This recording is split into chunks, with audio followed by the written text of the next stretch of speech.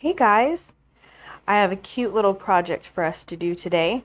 This is a little 4-inch canvas. Isn't it adorable? I taped the sides and the back to keep the paint off the frame. It comes with a little mini easel. Seriously, so cute. Anyways, I just had to do a bloom on one of these, so let's get started. Okay guys, so I have my canvas on my spinner. I didn't tape it down this time because I had just previously done a tile before this, and so I figured the paint would help the canvas stick to my spinner. But as you can see throughout the painting, I got a little close to it spinning off the canvas a couple times, but no big deal. The pillow paint I used was Glidden Premium Base 1 Pure White House Paint.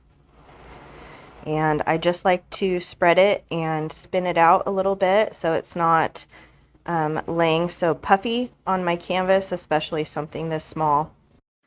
I'm going to be using this super awesome color combination that I happened to accidentally fall upon one day when I had extra paints left over. So this is Nickel Azo Gold from Golden. And then I'm going to follow that up by using DecoArt 24 karat gold. This color is awesome. This used to be my go-to gold before I found eye candy pigments. Next, we're going to use Primary Magenta. Such a gorgeous color by Amsterdam. And this is the one that I really love. This is Eye Candy Pigments Ghost Red. I love stacking this in between acrylic tube paints. I think it adds a really pretty like hazy look to it, and it shifts red. So I mean, who doesn't like that, right? This is Liquitex Dioxazine Purple. Another one of my favorite colors. You guys know I love purple.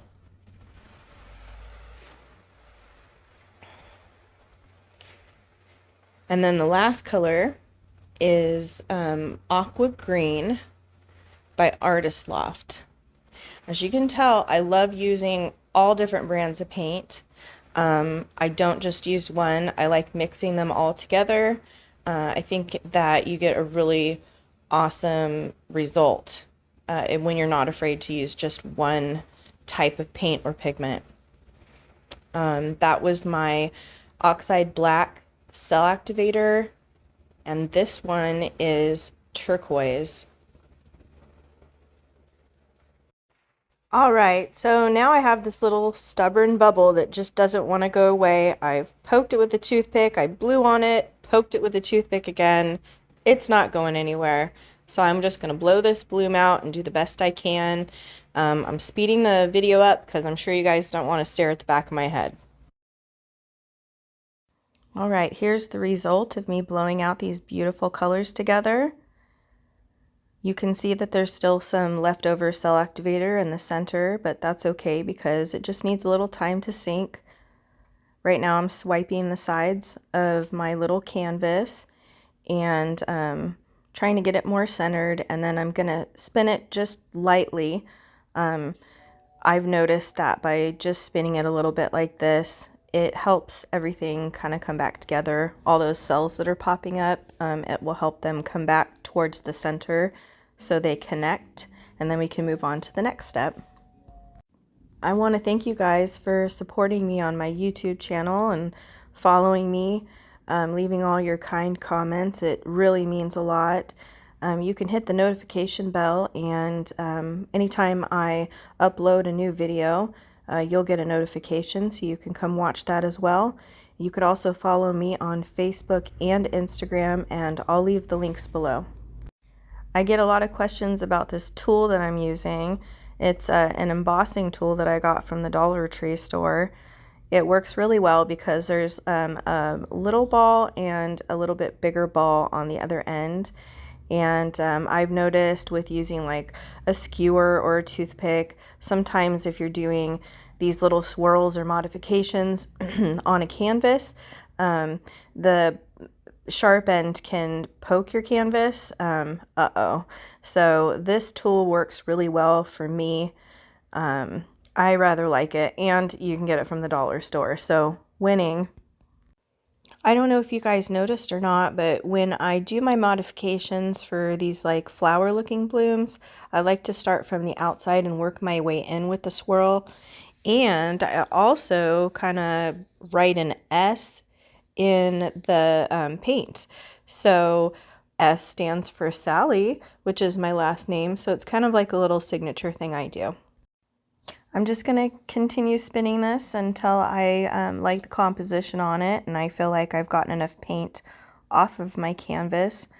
Sometimes you have to readjust if you want the paint to flow a certain way. So right now I don't have it perfectly centered because I'm trying to drag some of the paint over to that corner there. So that's why I'm putting it a little closer to the edge on that side. I really love how this bloom turned out. I love how that ghost red plays with the other colors, and look at that. Look at that shine when I turn it in the light. Gorgeous. What do you guys think? While I'm looking for my palette knife, I want to tell you about this really cool thing that my husband, Justinsalleyart, is doing right now. He is giving away eye candy pigment prizes along with an original Justinsalleyart painting. It's so beautiful. It means a lot to him. You can go visit him at Justinsalleyart on YouTube, and he has all the rules for you. So you can win $25 vouchers from Eye Candy Pigments. You can win a $100 voucher from Eye Candy Pigments, as well as his painting on a 10 by 10 canvas and 140 grams of eye candy pigments to play with. Like, how cool is that, right? So the link is going to be below, and you can go visit his YouTube channel and find out what you need to do to win some prizes. Here's the dried results of this bloom we just did. I think it turned out fabulous. There's the canvas without the tape on it. Thanks for coming to paint with me today, and I hope you come back to watch me again.